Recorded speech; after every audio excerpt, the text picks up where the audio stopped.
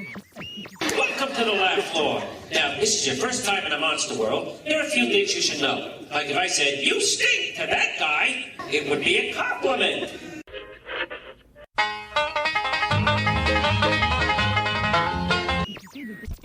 Your attention, please. All passengers, stand by to board. Board? With a voice from every country, a face from every land, we'll celebrate the future, hand in hand. We'll celebrate the future, hand in hand. Ladies and gentlemen, could I have your attention, please? Excuse me, Quiet! Well, you gotta project from the diaphragm. WDW Radio, your information station. Hello, my friend, and welcome to the WDW Radio Show, your Walt Disney World information station. I am your host, Lou Mangello, and this is show number 688. And together, as we have been since 2005, we're going to celebrate the magic of the Disney parks, movies, Marvel, Star Wars, and more here on the podcast, my weekly live video, events, blog, and so much more. Please be sure to join the community, subscribe to the show, and find everything else at WDWRadio.com. So I invite you to please join me at the table this week as we review one of Walt Disney World's newest restaurants, Amare, at the Walt Disney World Swan Reserve. This casual table service restaurant serves fresh Mediterranean cuisine for breakfast and dinner, so pull up a chair with us and see if it lives up to its name, which means to love. Then stay tuned for our Disney Trivia Question of the Week, where you can enter for a chance to win a Disney Prize package and more updates and your voicemails at the end of the show. If you like what you hear, please share the show and tell a friend. So sit back, relax, and enjoy this week's episode of the WDW Radio Show.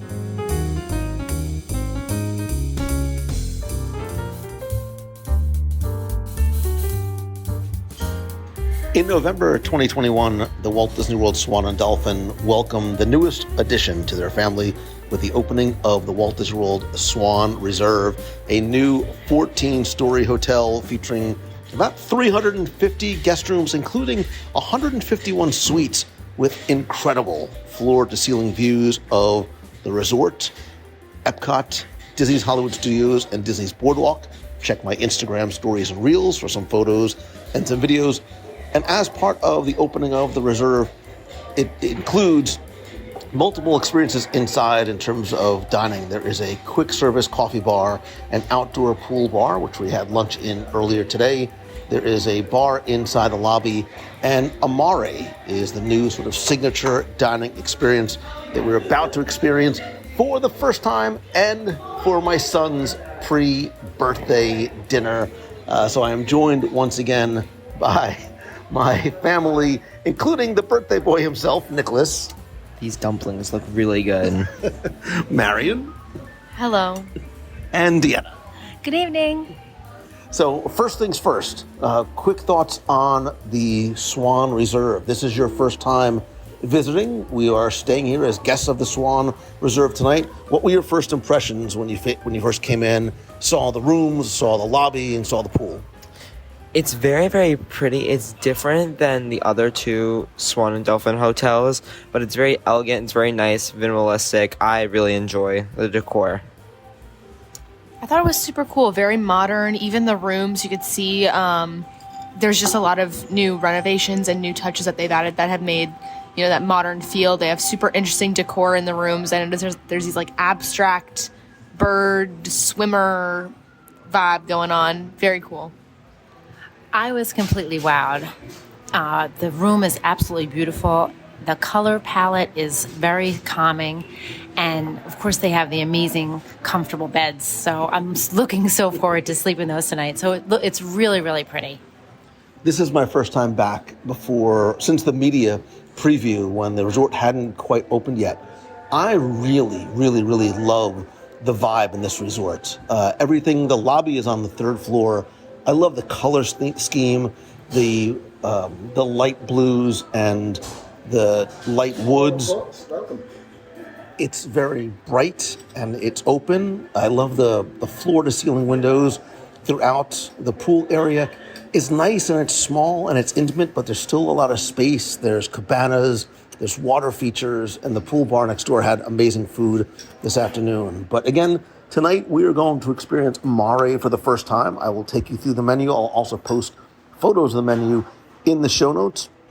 There's about 7 different appetizers, including hearth-fired tiger prawns, char-grilled peppered crostino, fried calamari, polpetti, which are tomato-braised lamb and beef meatballs, charred octopus, a niçoise salad with tuna, and Mediterranean dips, which are highlighted not just on the menu, but I think that was the first thing you all gravitated towards. There are 3 different salads. There's a Tarpon Springs Greek salad, Taverna salad, and an Amare salad. The salads come in between $13 and $15. The appetizers range from about $13 to $19. There's 7 different entrees. A sea bass al cartoccio with 2 fillets of sustainable striped sea bass in a parchment paper pouch with thyme, garlic, wilted greens, tomatoes, and heirloom potatoes. A romesco chicken, grilled mahi-mahi. Bistecca al fiorentina, which is a grilled and roasted Angus beef porterhouse with pearl onions, carrots, rosemary, potatoes, and veal jus. A tonarelli al vagnoli, a house-made tonarelli pasta with steamed baby clams, roasted tomato sauce, Calabrian chilies, and guanciale.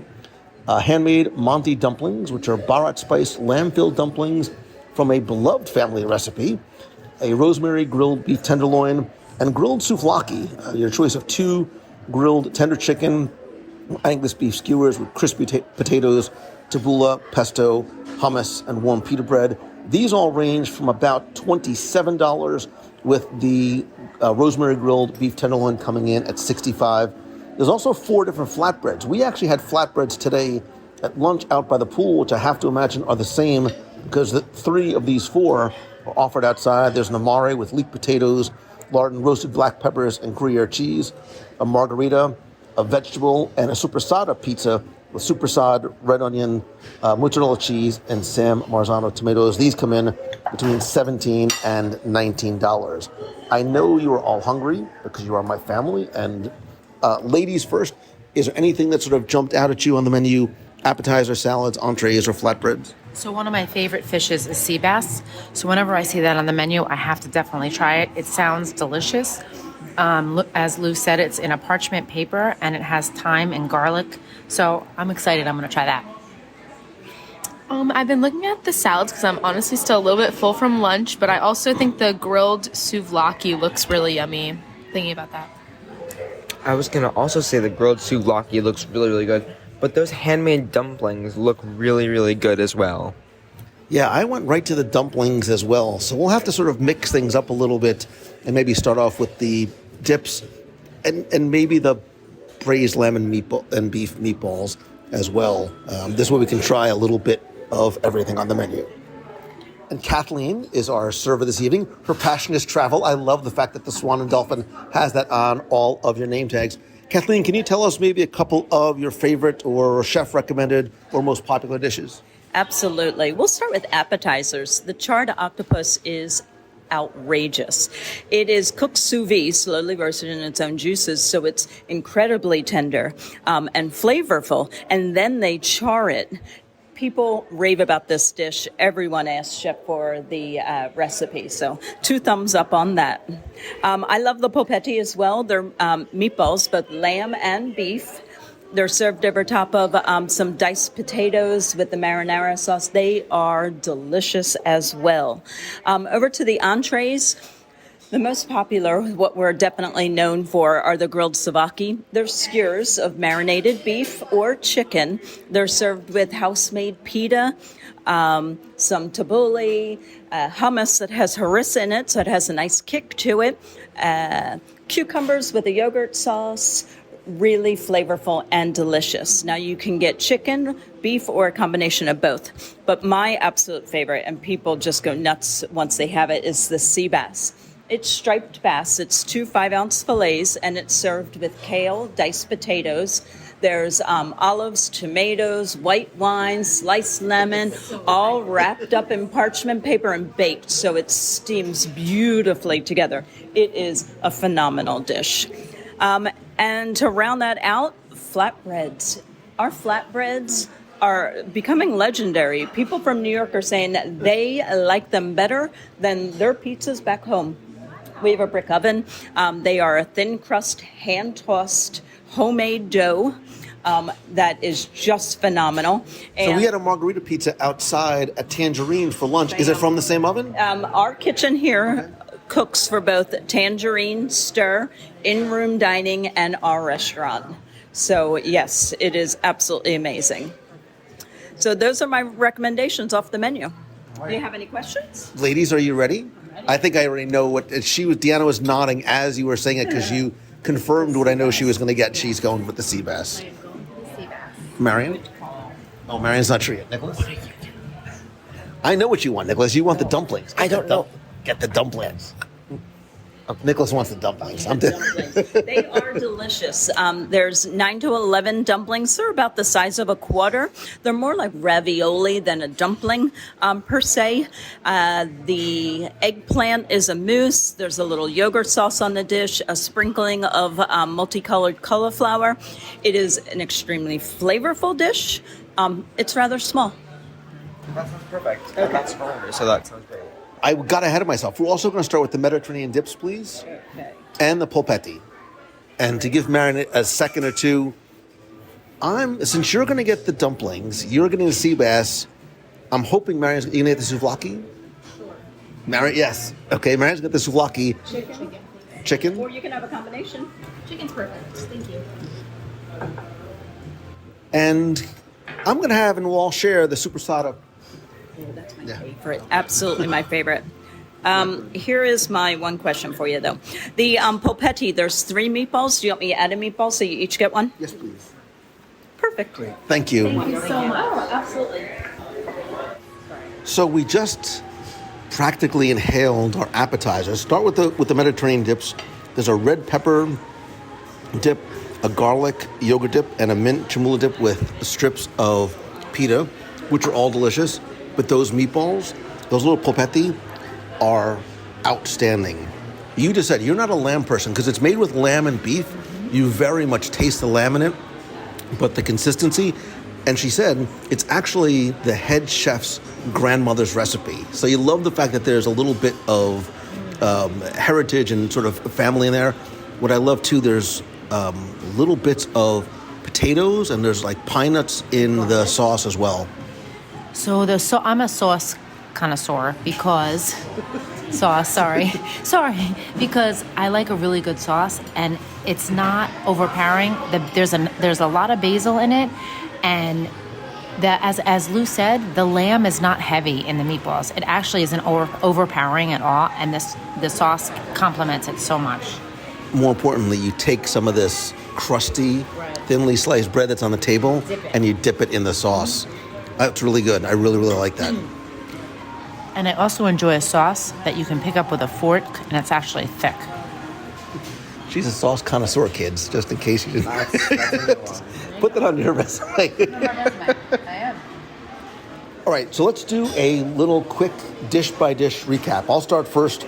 I have the supersada pizza, which has about 8 slices in it.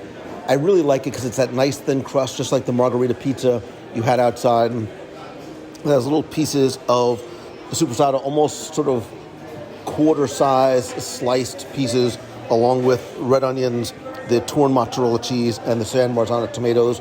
So it's a more sort of richer sort of tomato, but really, really nice, super shareable.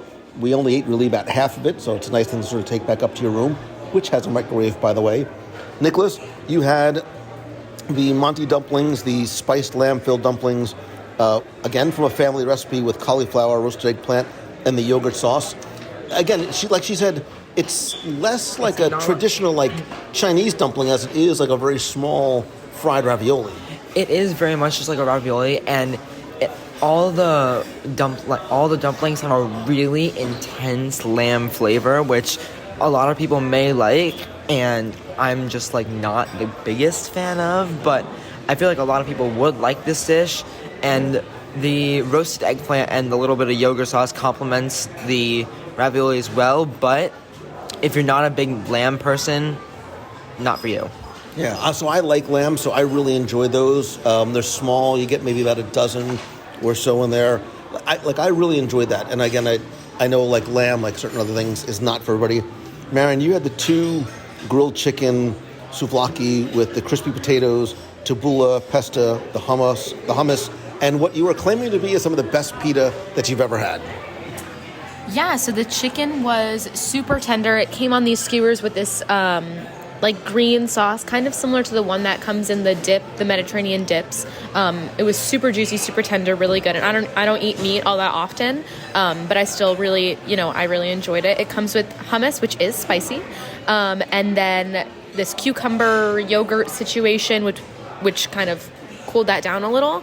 And the couscous was really good. It was like also served underneath the skewers. But in my opinion, the star of the show was the pita. They give you 3 really nice size pieces of this fresh pita, and it was amazing. I ate almost all of it, and that's a lot of pita. And then on top, there's this like crispy shoestring potato situation.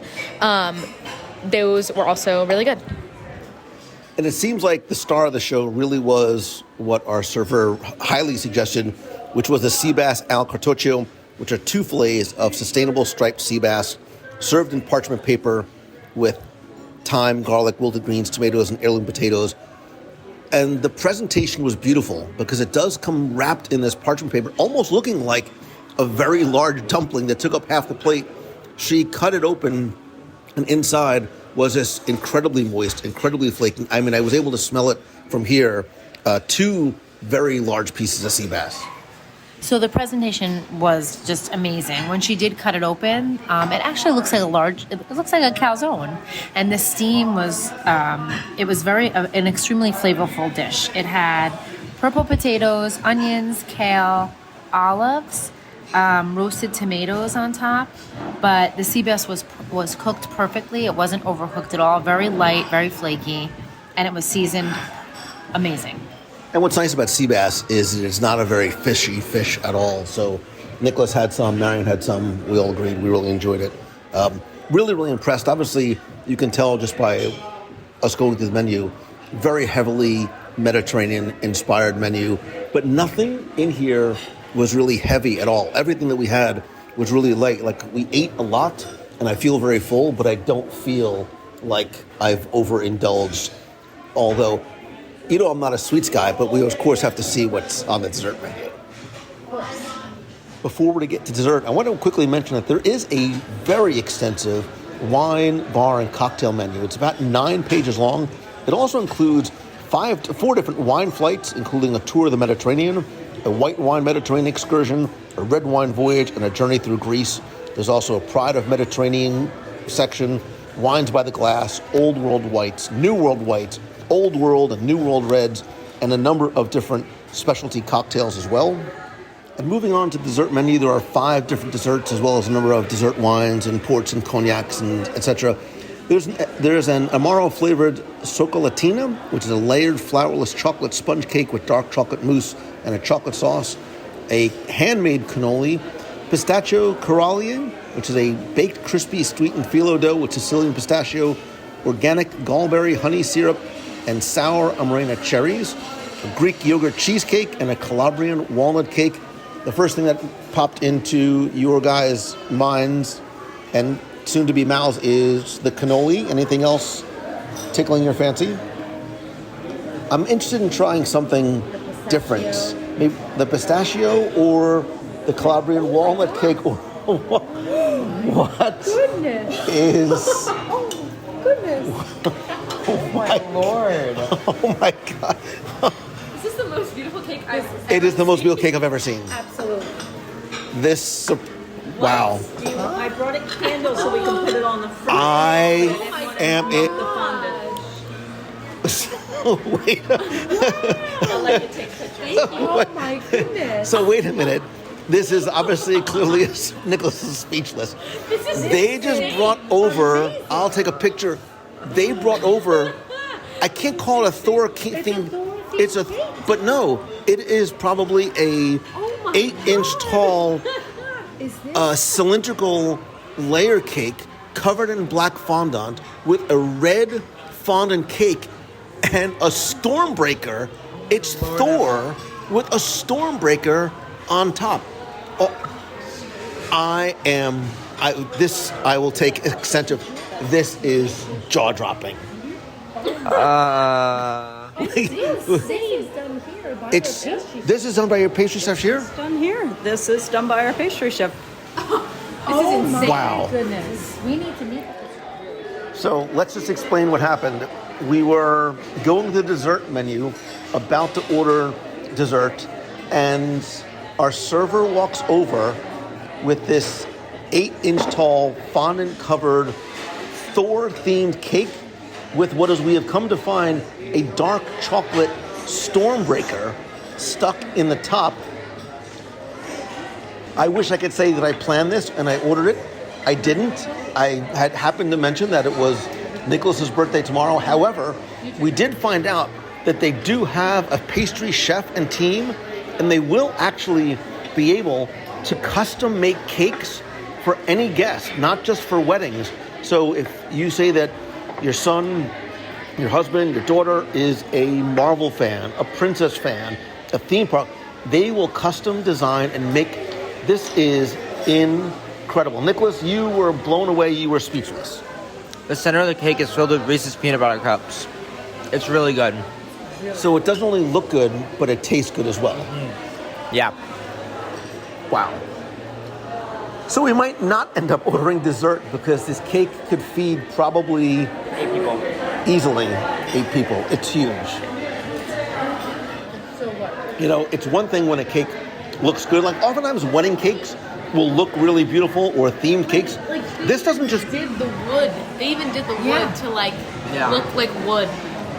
The cake is delicious. Delicious. Like it's a rich chocolate with peanut butter and peanut butter cups inside. Yep. This cake is out. You know, of course, I'm not a sweets guy, but There's actually something like a crisp in it, like almost like a crunch. It's like almost similar to like the Carvel crispy chocolate pieces. That's like what it is. There are Reese's peanut butter cups inside. yeah, this is delicious. This is absolutely delicious. So I'll have to come back just to try the desserts at Amare. But you want to talk about doing something special for a birthday or an anniversary? I mean, you literally heard the surprise as it happened. This is really, really an impressive way. The cake is delicious. The cake is really, really good. And you know what? The fondant is even delicious. I don't know if you've tasted fondant on a beautiful cake. Usually the flavor is terrible, and the texture. I just got some of that peanut butter. Wow, that's really good. Bits are like in the filling. Yeah. That's nice. Yeah, I'll burn this cake. So after an overwhelmingly delicious and surprising dessert, it's an amazing way to end a wonderfully unexpected and delicious meal. Just very quickly around the horn, quick thoughts on Amare, the atmosphere, the open kitchen, the food, our amazing server. Everything was outstanding tonight. Every single aspect, from like the decor inside the restaurant to the food to the amazing ending, everything was great. Yeah, I have to say, one word I would use to describe it is like very unexpected. When we came, there were not, honestly, a lot of people. We were the only people, I mean, granted, we did come very early. But everything was great. The service was amazing. The food was really, really tasty. And the cake was obviously super unexpected, but super, it was insane. It was probably one of the best cakes I've ever had visually, and it tasted amazing. On top of the food and the service being amazing, the atmosphere was great, but most importantly, the people. So thank you. It was a great night. Yeah, I'm really, really, really impressed with the quality of food, the variety of food. I love the Mediterranean flavors. Again, having the open kitchen, everything is super fresh. The service has been outstanding, which is really in keeping with what you find in everywhere in the Swan and Dolphin resorts. Is Amare a destination dining experience? Even if you're not staying here, I think so. I think you'll be very, very pleasantly surprised, and hopefully you'll want to come and stay for a night, a staycation, or on your next trip to Walt Disney World. So thank you guys so very much. Thank you very much. You were outstanding. We really appreciate it. This was wonderful. Thank you so much.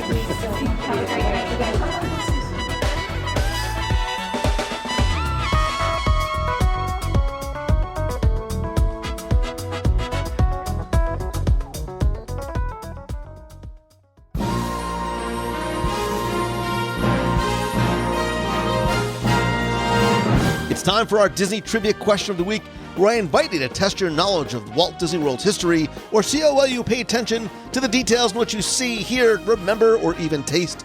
If you think you know the answer, you can enter for a chance to win a Disney prize package. And this week's trivia contest is once again brought to you by you, because as part of the WDW Radio Nation family, you continue to help bring every episode of WDW Radio life. Every podcast, every live broadcast is thanks to, because of, by, for, and because of you. Find out how you can help the show for as little as $1 per month. Get cool exclusive rewards every month, like monthly scavenger hunts, group video calls, access to our private group, shirts, stickers, monthly care packages, and more. And by doing so, you also help our Dream Team project, which benefits the Make-A-Wish Foundation of America. Thanks to you, we've raised more than $500,000 to help send kids and their families with life-threatening illnesses to Walt Disney World. It is by far the most important part of what I and we as a community do, and I am so incredibly grateful for your love and friendship and support and help, and I love being able to give back to you every month as well. I want to thank some new and longtime members of the Nation family, including Steve Haynes, Patrick Alcacid, Jay Flynn, Marnie Raimondo, and D. Stone. If you want to find out how you can help the show and be part of the Nation family, you can visit wdwradio.com/support. Now, before we get to this week's question, let's go back, review last week's, and select our winner. So last week we shared some of the things that we learned and love about the Disney Wish, including some of the fun waters-based experiences at sea. And on the Wish, we have the brand new Aqua Mouse, which is the first attraction at sea. But I asked you to tell me what the names are of the other family-friendly water-based thrill rides on the other ships. Now, I didn't mean the ones for the little cruisers. I mean the family slides, etc.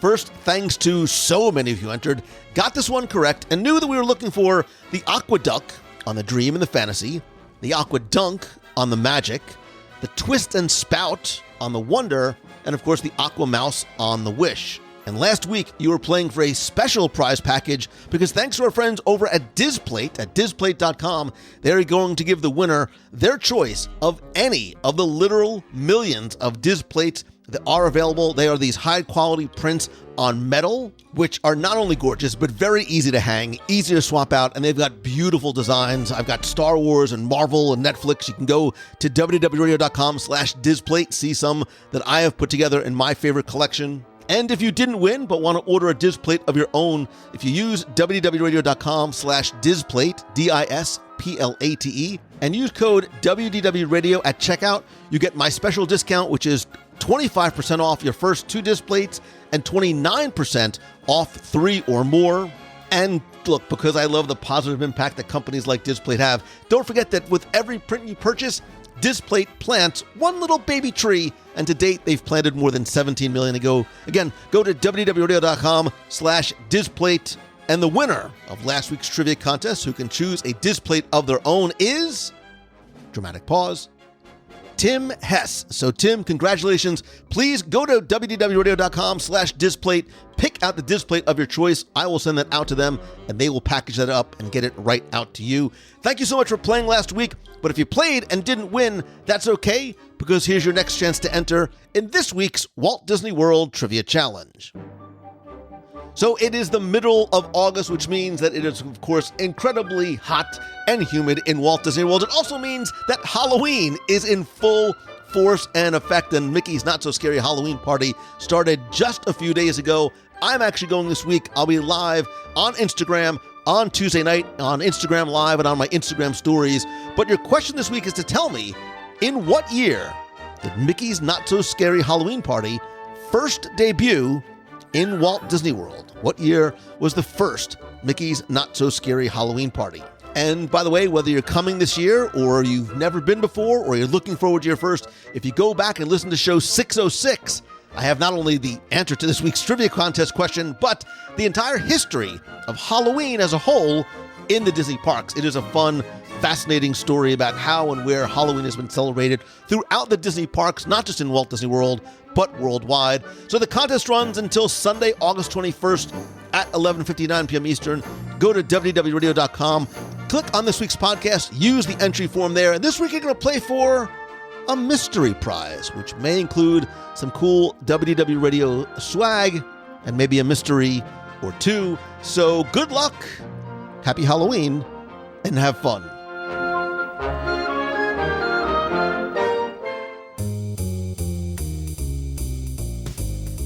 That's going to do it for this week's show. Thank you so much for taking the time to tune in this and every week. Let me know, have you ever been to Amare or even the Walt Disney World Swan Reserve? If not, trust me, you need to go and check both of them out.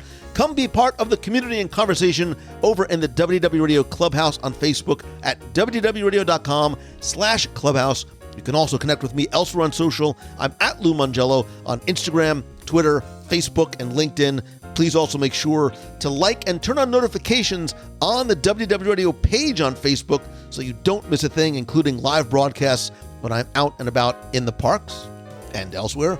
If you have a question you'd like me to answer on the show, you can email me, lou@wdwradio.com, or call the voicemail. Be heard on the air at 407-900-9391. That's 407-900-WDW1 with a question, a comment, or just a hello from the parks. Stay tuned for details about our next Meet of the Month in Walt Disney World and other special events we'll be doing in the parks, on the road, and at sea by going to www.radio.com/events. I would love to have the opportunity to meet or see you again, say hi, share stories, and thank you in person. Speaking of events and in person, tickets for my Momentum Weekend Workshop in Walt Disney World October 22nd and 23rd are on sale. We are now about 70% sold out. And stay tuned because in the next few days I'm going to release a little bit of detail about some of the speakers and sessions coming, including a bit of a surprise that I'm incredibly excited to share with you. To learn more and get your ticket, visit LouMongello.com/momentum. But don't forget that I have a special discount $100 off code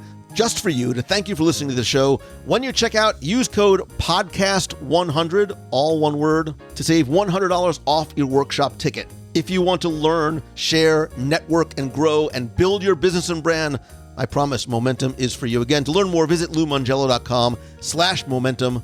And while you're on the interwebs, you can go and check out MouseFanTravel.com for all your vacation planning needs.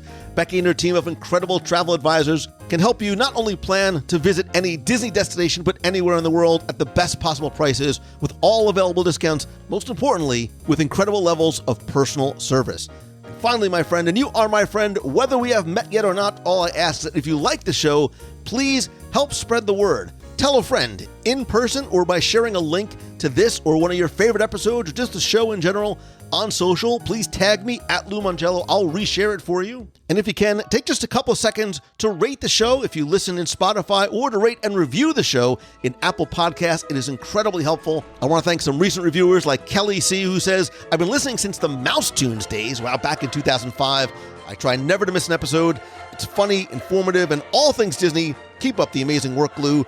And Nans Poiret from Switzerland, God, I love that, says, "Every Disney fan should download this podcast. It is the best podcast about Walt Disney World." Thank you, Kelly. Thank you, Nans. And thank you. Yes, I'm talking directly to you. Thank you so much for the gift you give me of your time and your friendship. My single goal with this show has always been and will continue to be not just to help enhance your enjoyment and appreciation of the parks and the movies, but I wanted to just make you and your day happier and maybe even inspire you to be better, to be positive, and to spread that positivity to others, to choose the good, and more importantly, be the good. Be that positive light that you want to see in the world. I love you. I appreciate you.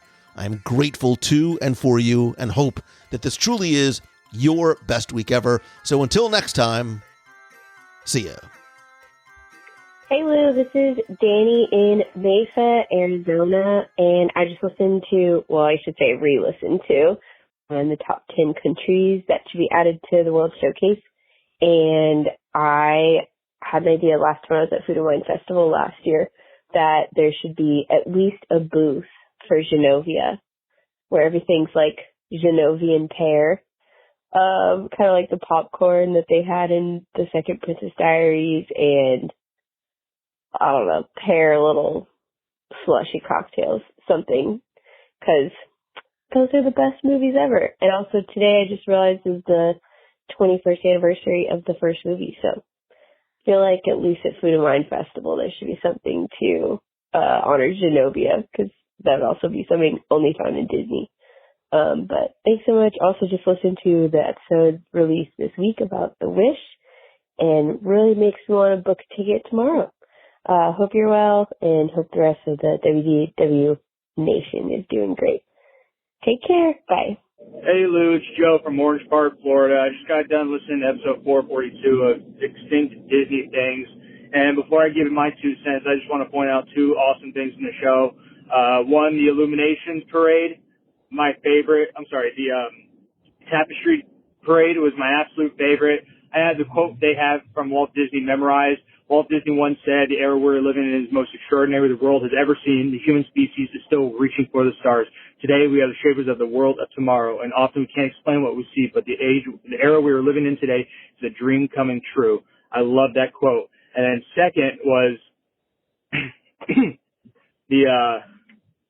oh gosh, what was it? You just mentioned it. All right, we'll skip it. Sorry.